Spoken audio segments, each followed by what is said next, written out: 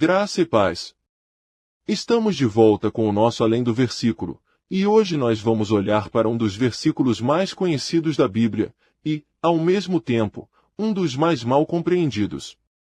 Você com certeza já ouviu alguém dizer, todas as coisas cooperam para o bem, mas o problema é que muita gente para aí, no meio do versículo, e acaba criando uma ideia que a Bíblia nunca ensinou. Estamos falando do texto que está na carta aos Romanos capítulo 8 e versículo 28 que diz assim, sabemos que todas as coisas cooperam para o bem daqueles que amam a Deus, daqueles que são chamados segundo o seu propósito. O primeiro passo é entendermos que o versículo tem uma continuação, e quando olhamos para a parte esquecida ou não citada por muitos, perceba que o texto não é uma promessa genérica. Ele não diz que tudo vai dar certo para todo mundo. Ele diz que Deus está trabalhando de forma especial na vida daqueles que o amam e que foram chamados segundo o seu propósito. E isso muda toda a perspectiva antes criada de forma indevida. Não estamos falando de sorte, estamos falando de um relacionamento com Deus. Então aqui, já corrigimos a primeira grande confusão criada pelas más interpretações deste texto. Ou seja, Deus não está prometendo uma vida fácil para qualquer pessoa. A sua promessa nos diz que Ele governa, dirige e conduz a vida dos que pertencem a Ele.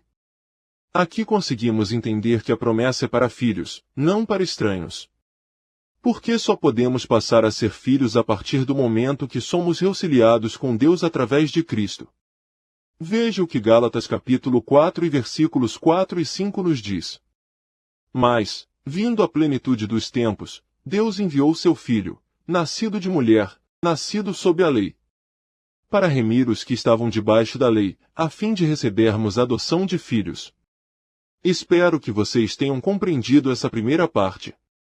Qualquer dúvida deixe nos comentários sua pergunta.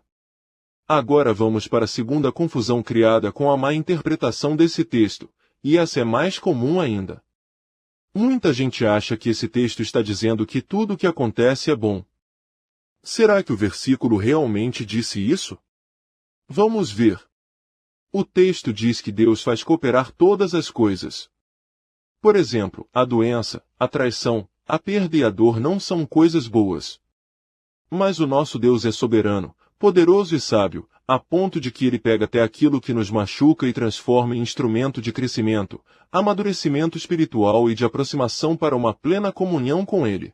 De forma que tenhamos uma vida transformada a ponto de confiarmos nele, em quaisquer que sejam as situações pelas quais nós venhamos a passar.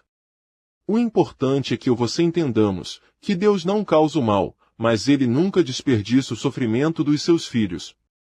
Nada escapa das mãos dele.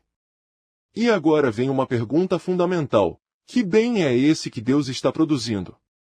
Porque muita gente pensa que o bem é conforto, sucesso, dinheiro, saúde ou uma vida sem problemas. Mas o próprio texto responde isso no versículo seguinte, quando diz que Deus nos predestinou para sermos conformes à imagem de seu Filho. Veja, o bem que Deus está produzindo em nós é uma transformação genuína, é nos tornar cada vez mais parecidos com Cristo.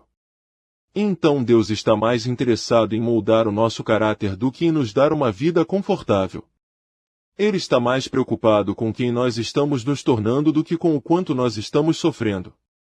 Por isso, quando algo dói, quando algo parece não fazer sentido, isso não significa que Deus perdeu o controle ou que Ele nos abandonou.